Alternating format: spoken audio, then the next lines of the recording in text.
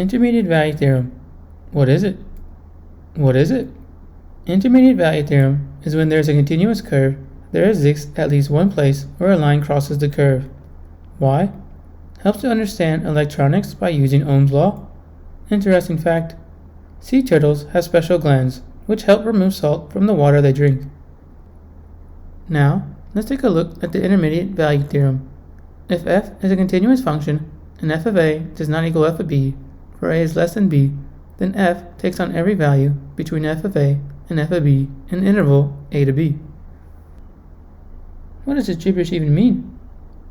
Well, another way of thinking about it is, if we have two outputs on a continuous function, there exists a third one in between them. Now, let's take a look at a graph to help us. Here, we have a function. Let's say the first dot is the point AF of A. Let's say the second dot is the point BF of B.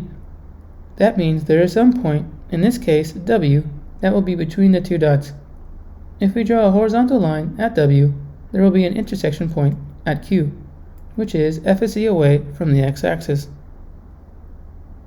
Let's take a look on how this is helpful with graphing. Let's say one point AF of A is above the x-axis, and the other point BF of B is below the x-axis. Now, let's take a closer look at this function.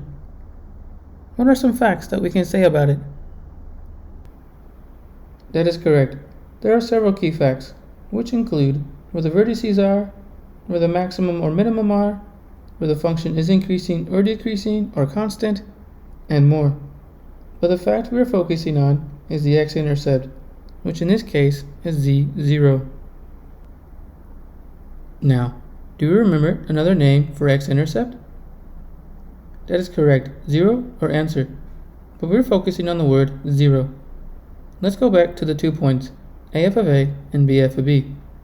F of A is positive, and F of B is negative, so according to the intermediate value theorem, there must be a point in between these 2 points, since one is positive and the other is negative. Now, what happens if our graph is increasing instead of decreasing? It works the same. Now, this is the intermediate value theorem. There is always going to be a line in between 2 points on a continuous function. In this case, y is equal to 0. Now, let's put some real-world spin on this. Let's say we're about 40 inches tall or 100 centimeters tall at the age of 3.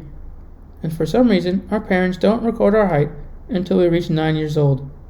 And now, we are 50 inches tall or 120 centimeters tall.